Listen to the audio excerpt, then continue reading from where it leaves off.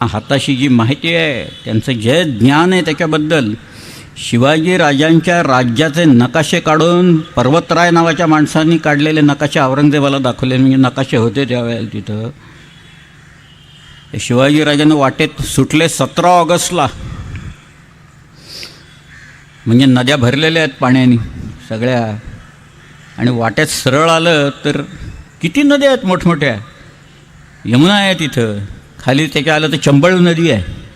चंबळच्या खाली जर का अजून आलं तर नर्मदेसारखी मोठी नदी आहे, पुढं तापी आहे, गोदावरी आहे. सगळ्या नद्या ओलांडत यायचं. आणि मध्ये तर छोट्या छोट्या ट्रायब्युटरीज खूप आहेत तिथं, क्षिप्रा बिप्रा वगैरे सगळ्या. पार्वती नावाची एक नदी आहे, एक गंभीर नावाची नदी आहे.